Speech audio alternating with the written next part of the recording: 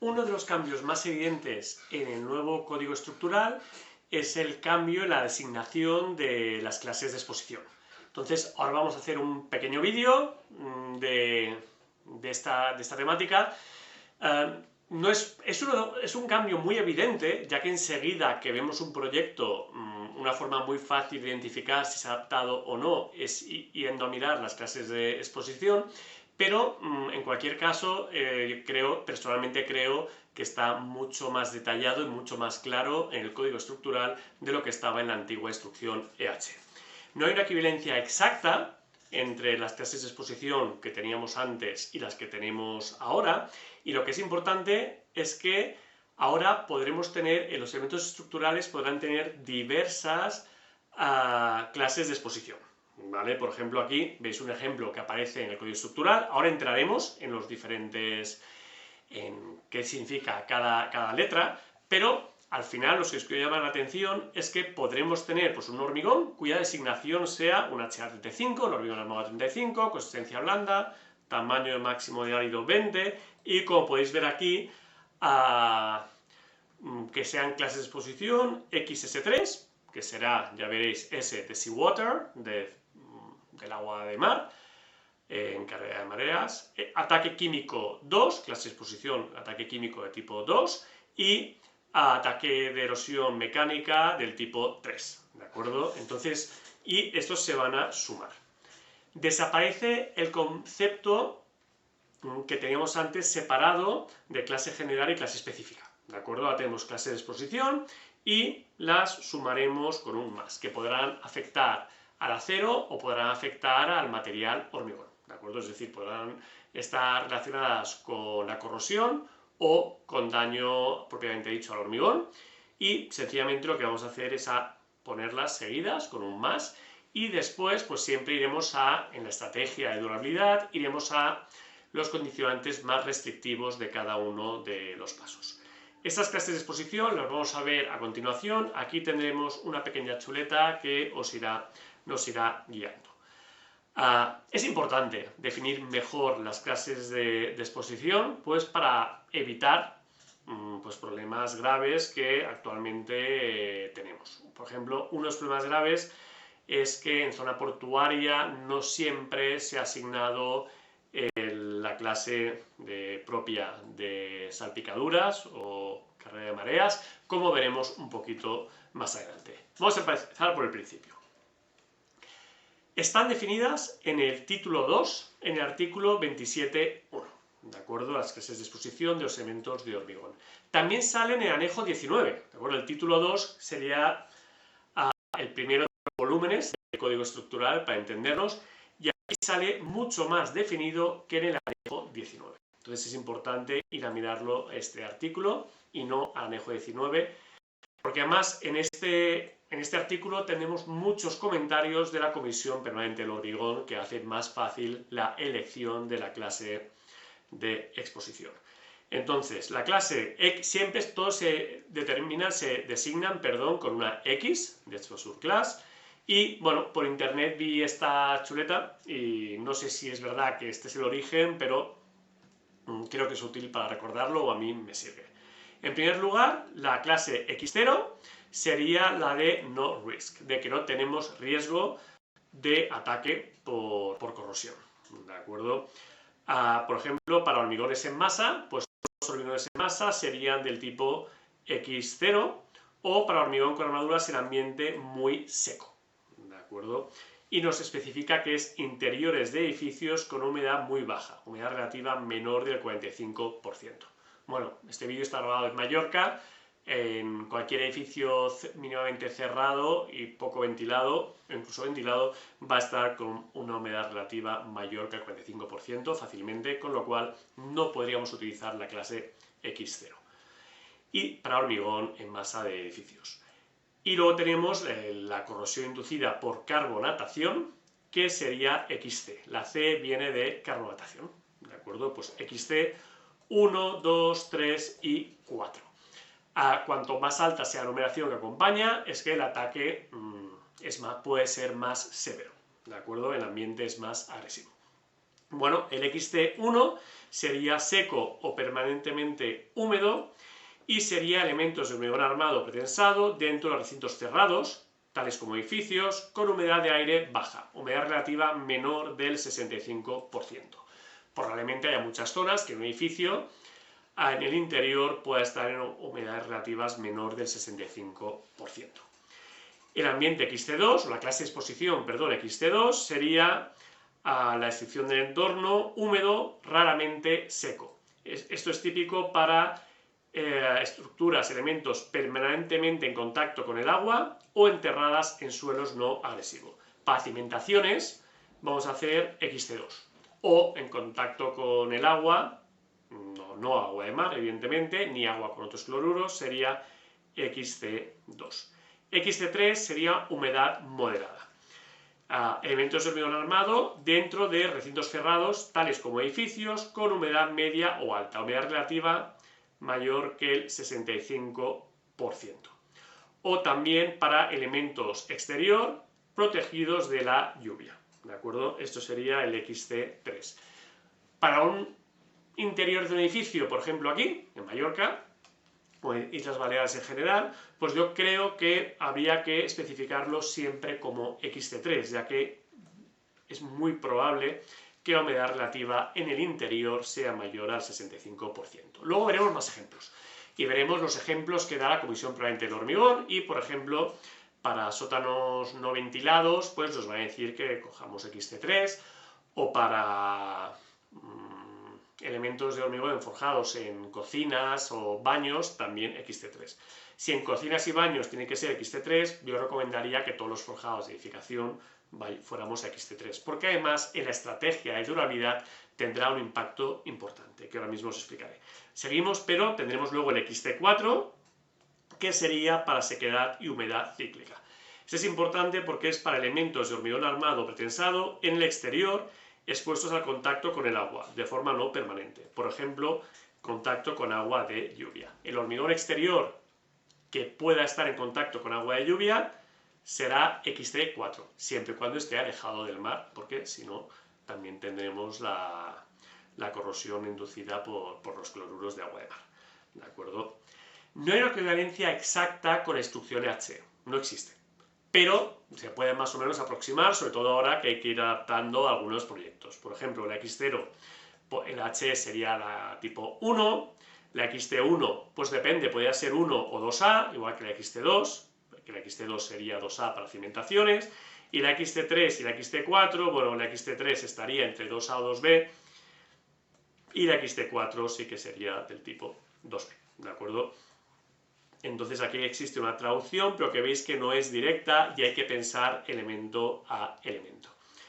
Para edificación va a tener especial importancia pues que el XT3 y el XT4 va a implicar un hormigón de un poco más resistencia. Este es otro ejemplo que aparece en el código estructural y podéis ver, por ejemplo, que los forjados interiores determinan que pueden ser XT1, es decir, XT1, recordad, humedad relativa menor que el 65%.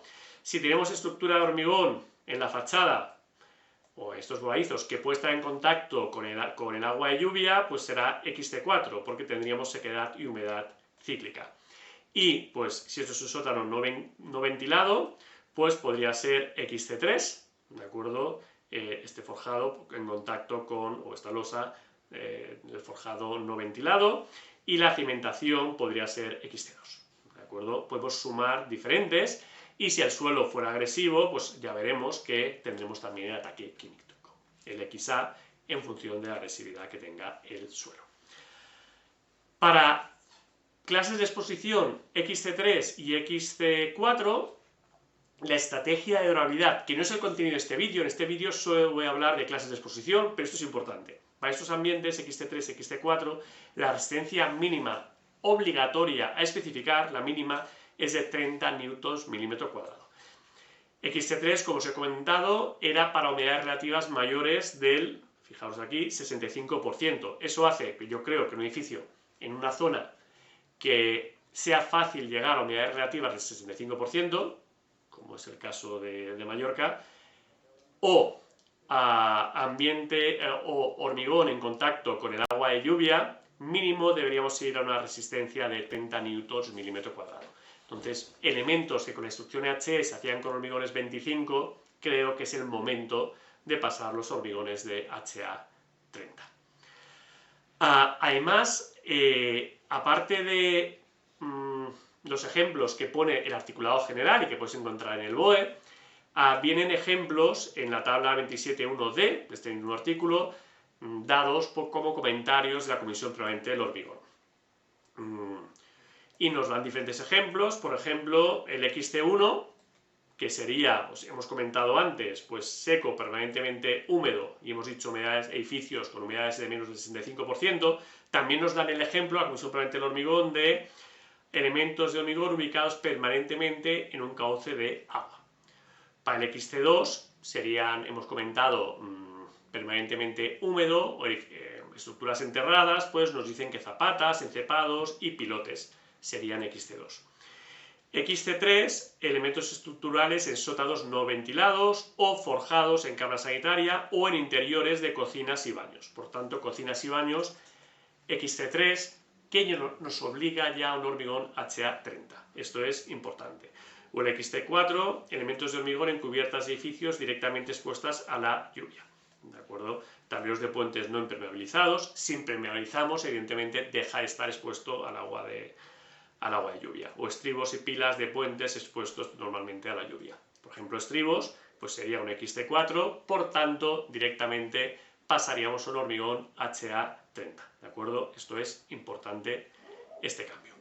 Bueno, aquí no es una clase de durabilidad, estamos hablando solamente de los efectos de los cambios en el código estructural, pero evidentemente la carbonatación, en caso de recubrimientos pequeños y vidas útiles largas, pues produce problemas severos de corrosión en las armaduras y especialmente, por ejemplo, es muy típico en estos balcones volados, y el dinero que gastamos en España repicando y saneando balcones, y sobre todo balcones o zunchos de borde en general, es muy elevado y creo que aquí hay margen de mejora clarísima. Y un primer paso es pasar a hormigón HA30 en estos elementos. Pasamos ya a corrosión inducida por cloruros de origen no marino, serían el XD, y corrosión inducida por cloruros de origen marino, el XS. El XS, la S, pues podemos pensar que viene de seawater en inglés, y la D de chlorides, esta D que tiene por aquí, ¿vale? Esta es un poco pillada por los pelos. Bueno, no hay una equivalencia exacta, por ejemplo, en la HE, todo esto de aquí eran la clase exposición tipo 4. ¿De acuerdo? Y ahora tendremos XD1, XD2 y XD3, en función de que la humedad sea moderada, húmedo, raramente seco, o ciclos de humedad y secado. Siempre los ciclos de humedad y secado es lo peor, es, digamos, el ataque más fuerte que podamos tener. Y nos dan directamente en esta definición, pues algunos tipos de aquí, la definición del entorno, y fijaos aquí, y ejemplos informativos, son informativos, ¿de acuerdo? Y por ejemplo, para el XD1 podría ser elementos de hormigón armado o pretensado en exterior expuestas a aerosoles con iones cloruro de origen no marinos. Por ejemplo, expuestas a aerosoles de sales fundentes. ¿De acuerdo? El húmedo raramente seco sería para piscinas o elementos de hormigón armado o pretensado expuestos a aguas industriales que contienen cloruros. Sería XD2. Y ciclos de humedad y secado, elementos de puentes expuestos a salpicaduras de aguas con cloruros, situados a menos de 10 metros de distancia horizontal o 5 metros vertical de una zona de rodadura donde se usen sales de deshielo. Aquí claramente nos dicen, o losas de aparcamiento en zonas donde se utilizan sales de deshielo, tendrá que ser XD3. ¿De acuerdo? Entonces aquí veis los ejemplos, humedad moderada, raramente seco, y humedad y secado ciclos, que nos especifica con más detalle que la instrucción EH. En cuanto a la corrosión inducida por cloruros de origen marino, muy rápido porque básicamente es igual o muy parecido a la instrucción H. ¿De acuerdo? Teníamos la instrucción H 3A, 3B, 3C, ahora será XS1, XS2, XS3. XS1 expuesto a soles marinos, pero no en contacto directo con el agua de mar. XS2 permanentemente sumergido en el agua de mar. Y XS3 zonas de carrera de mareas afectadas por el oleaje o salpicaduras. Esto de salpicaduras es importante, ¿de acuerdo? Porque luego nos especifica, lo veremos en una diapositiva un poquito más tarde, que en zonas portuarias, siempre en la zona portuaria, se debería especificar, si está en la atmósfera, XS3, ¿de acuerdo? No en edificios, en zonas portuarias, aunque no sea un edificio que esté en contacto con el mar, siempre va a estar en contacto con salpicaduras y por lo tanto debería ser XS3 y no XS1, como habitualmente dicen en comentarios se ha hecho mal en España. ¿Vale? Pues por ejemplo, otro de los ejemplos que vienen en el código estructural, en la edición comentada, pues por ejemplo aquí está este tablero de hormigón, fijaros que nos dicen que sería XC4 por la carbonatación, expuesto a la lluvia, XD3, que sería el que acabamos de ver de cloruros de origen no marino con ciclos de humedad y secado, y además XF4, sales fundentes que veremos un poquito más tarde, ¿de acuerdo? Igualmente está apilada aquí, sometida a agua expuesta al agua de lluvia, XT4, como hay aquí una rodadura y pueden salpicar los coches las sales, pues XD3, y luego veremos que hace referencia esta XF.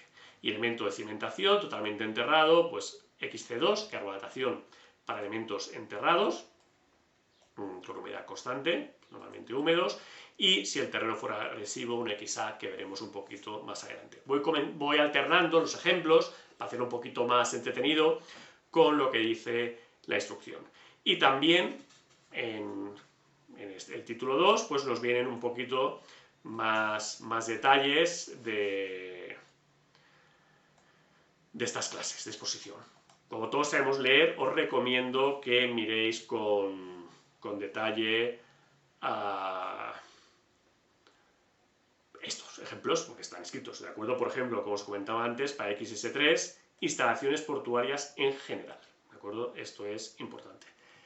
Y esto de aquí pues son ejemplos de que a veces nos parece que las clases de exposición, pues bueno, tampoco es muy importante. Bueno, pues aquí tenemos un elemento estructural que evidentemente estaba en una clara clase de exposición X o S3 que colapsó, y como esto hubieron varios colapsos en toda la costa española y algunos con consecuencias graves.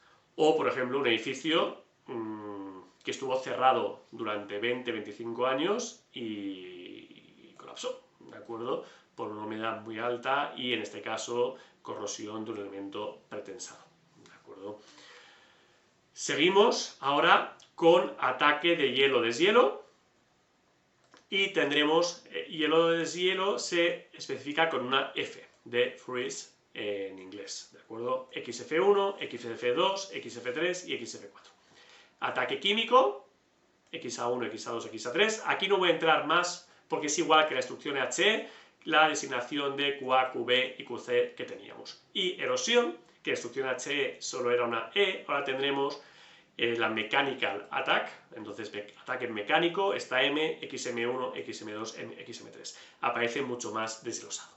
Bueno, voy a empezar con ataque de hielo-deshielo, el freeze, la F, y tendremos XF1, saturación moderada sin sales fundentes, es decir, tenemos ataque de hielo-deshielo con saturación moderada. XF2 sería saturación moderada igual con sales fundentes. Especifica la instrucción que si tenemos XF2 siempre habrá que sumarle un XD, ¿de acuerdo? Porque el XD, recordad, venía por aquí, el XD era corrosión inducida por cloruros de origen no marino. Entonces, si tenemos sales fundentes, significa que tenemos ataque de hielo-deshielo y aparte tenemos la corrosión por cloruros de origen no marino. Entonces, siempre el XF2 irá combinado con un XD, ¿de acuerdo? Ahora, y el XF4, que también tiene sales fundentes, irá combinado con un XD. Bueno, tenemos los ejemplos que especifica aquí. Elementos con superficies verticales expuestas a lluvia y helada, entonces tiene saturación moderada porque es superficies verticales. Y esto de aquí, mismo típico que la clase XF1, pero expuestos a sales fundentes. En cambio, el XF3 y el XF4 son elementos con superficies horizontales.